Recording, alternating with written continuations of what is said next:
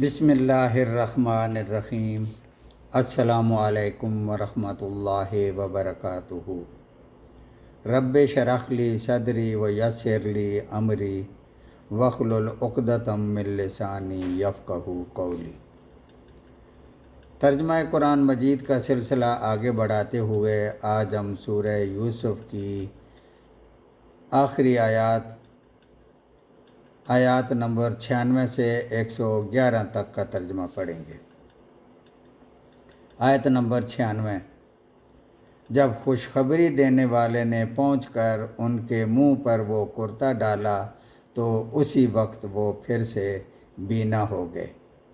کہا، کیا میں تم سے نہ کہا کرتا تھا کہ میں اللہ کی طرف سے وہ باتیں جانتا ہوں جو تم نہیں جانتے۔ آیت نمبر 97۔ انہوں نے کہا، ابا جان، آپ ہمارے لیے گناہوں کی بخشش طلب کیجیے، بے شک ہم قصوروار ہیں۔ آیت نمبر 98۔ کہا، اچھا، میں جلد ہی تمہارے لیے اپنے پروردگار سے بخشش مانگوں گا، وہ بہت بڑا بخشنے والا ہے اور نہایت مہربانی کرنے والا ہے۔ آیت نمبر 99۔ جب یہ سارا گھرانہ یوسف علیہ السلام کے پاس پہنچ گیا تو یوسف علیہ السلام نے اپنے ماں باپ کو اپنے پاس جگہ دی اور کہا کہ اللہ کو منظور ہے تو آپ سب امن و امان کے ساتھ مصر میں رہو۔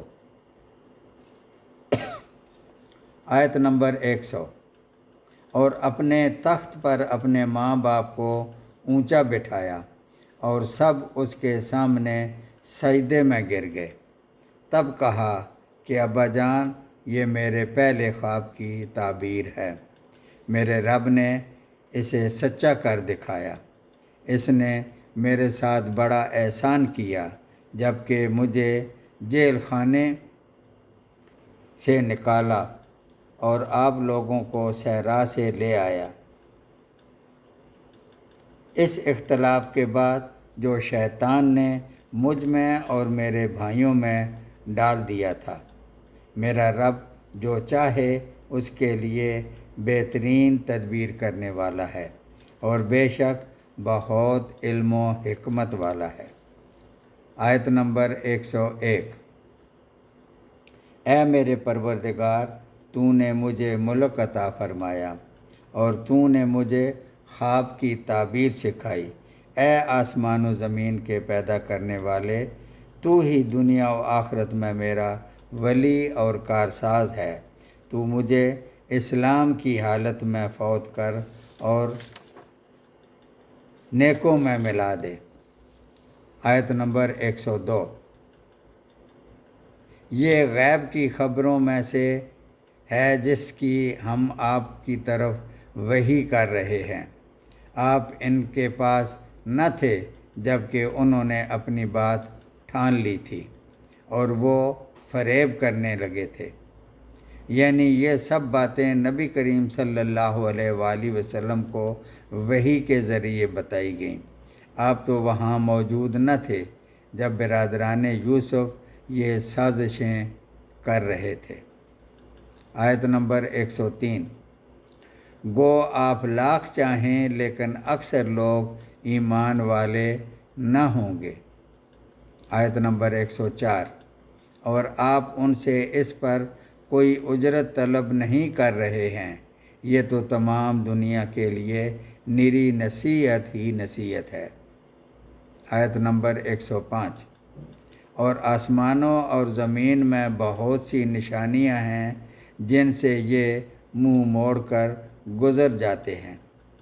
آیت نمبر 106۔ اور ان میں سے اکثر لوگ باوجود اللہ پر ایمان رکھنے کے بھی مشرک ہی ہیں۔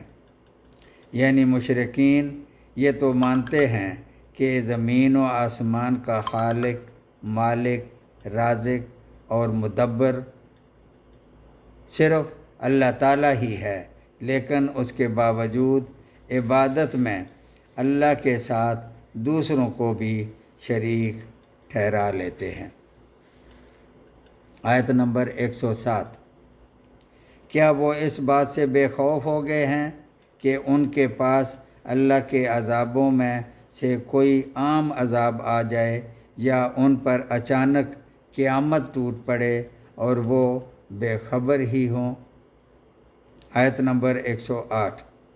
آپ کہہ دیجئے میری راہ یہی ہے، میں اور میرے متبعین اللہ کی طرف بلا رہے ہیں پورے یقین اور اعتماد کے ساتھ، اور اللہ پاک ہے اور میں مشرکوں میں نہیں۔ آیت نمبر 109۔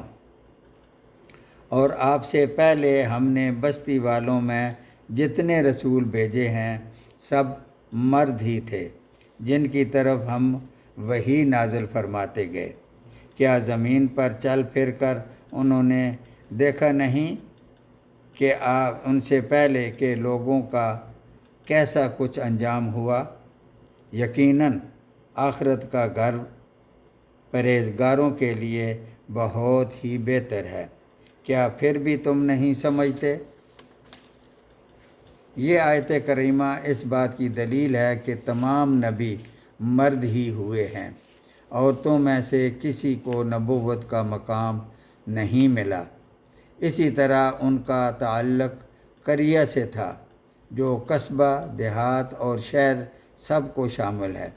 ان میں سے کوئی بھی اہل بادیہ یعنی صحرا نشینوں میں سے نہیں تھا، کیونکہ اہل بادیہ نسبتاً طبیعت کے سخت اور اخلاق کے کھردرے ہوتے ہیں، اور قصبہ یا شہر ان کی نسبت نرم، دھیمے اور با اخلاق ہوتے ہیں، اور یہ خوبیاں نبوت کے لیے ضروری ہیں۔ آیت نمبر 110۔ یہاں تک کہ جب رسول نا امید ہونے لگے اور وہ یعنی قوم کے لوگ خیال کرنے لگے کہ انہیں جھوٹ کہا گیا، تو فوراً ہی ہماری مدد ان کے پاس آ پہنچی، پھر جسے ہم نے چاہا اسے نجات دی گئی، اور بات یہ ہے کہ ہمارا عذاب گناہ گاروں سے واپس نہیں کیا جاتا۔ اس آیت کریمہ کے کئی مفہوم بیان کیے گئے ہیں، لیکن سب سے مناسب مفہوم یہ ہے کہ فاعل قوم کفار کو قرار دیا جائے۔ کفار عذاب کی دھمکی پر پہلے تو ڈرے، لیکن جب زیادہ تاخیر ہوئی تو خیال کیا کہ عذاب تو آتا نہیں ہے، جیسا کہ پیغمبر کی طرف سے دعویٰ ہو رہا ہے، اور نہ عذاب آتا نظر ہی آتا ہے۔ معلوم ہوتا ہے کہ نبیوں سے بھی یوں ہی جھوٹا وعدہ کیا گیا ہے۔ مطلب نبی کریم صلی اللہ علیہ وآلہ وسلم کو تسلی دینا ہے کہ آپ کی قوم پر عذاب میں جو تاخیر ہو رہی ہے اس سے گھبرانے کی ضرورت نہیں ہے۔ پچھلی قوموں پر بھی عذاب میں بڑی بڑی تاخیر روا رکھی گئی ہے، اور اللہ تعالیٰ کی مشیت و حکمت کے مطابق انہیں خوب مہلت دی گئی، حتیٰ کہ رسول اپنی قوم کے ایمان سے مایوس ہو گئے اور لوگ یہ خیال کرنے لگے کہ شاید انہیں عذاب کا یوں ہی جھوٹ موٹ کہہ دیا گیا ہے۔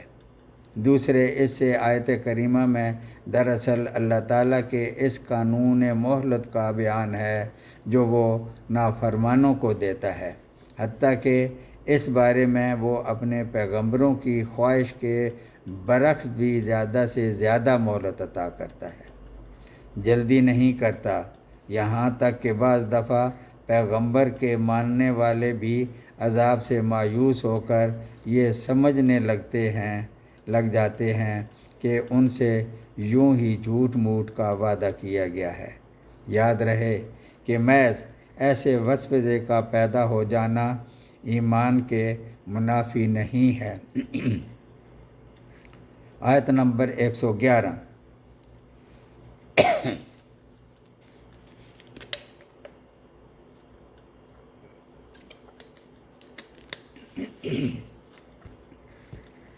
ان کے قصے میں عقل والوں کے لیے یقیناً نصیحت اور عبرت ہے۔ یہ قرآن جھوٹ بنائی ہوئی بات نہیں، بلکہ یہ تصدیق ہے ان کتابوں کی جو اس سے پہلے کی ہیں، کھول کھول کر بیان کرنے والا ہے ہر چیز کو، اور ہدایت اور رحمت ہے ایماندار لوگوں کے لیے۔ یعنی یہ قرآن جس میں یہ قصہ یوسف علیہ السلام اور دیگر قوموں کے واقعات بیان کیے گئے ہیں، کوئی گھڑا ہوا نہیں ہے، بلکہ یہ پچھلی کتابوں کی تصدیق کرنے والا ہے، اور اس میں دین کے بارے میں ساری ضروری باتوں کی تفصیل ہے، اور ایمانداروں کے لیے ہدایت و رحمت ہے۔ صدق اللہ العظیم۔